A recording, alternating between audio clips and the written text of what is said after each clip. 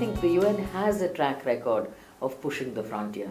We would not be thinking of the environment today as sustainable development with all the parameters, all the dimensions of economic, social, as well as environmental, if not for the United Nations.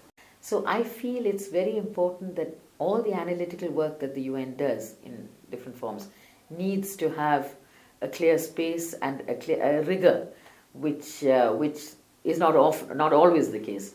So it's important that UNRISD or other organizations such as UNRISD in the United Nations have the space to work on these issues in a way which is rigorous, independent, and can therefore actually contribute to the emergence of credible evidence, credible analysis, credible ideas, which then would be picked up more naturally by the UN system as a whole and the governments in the UN system. I think it's been a very useful meeting, and probably it's really the first step in discussing among the UN agencies how best we can collaborate in the area of research. We see a lot of very good work going on.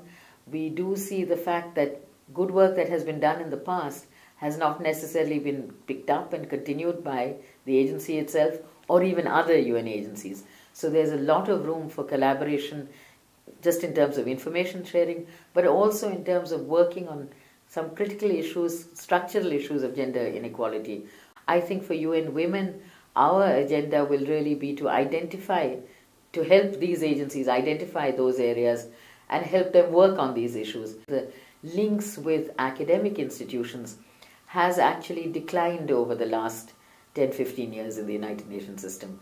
And if we want our research work to not only directly serve our reporting requirements to our governing bodies, etc., but also to serve a larger purpose of knowledge, we need to link more strongly with academic institutions. But sometimes you see a huge generational gap, especially in the area of gender equality, in the way issues around gender equality are understood by younger people today and the challenges that they face, which are not necessarily the same as what the feminists of the 60s and 70s and the pathbreakers at that time saw as important. So I think any research agenda must also address this generational gap and not just repeat what has been done before.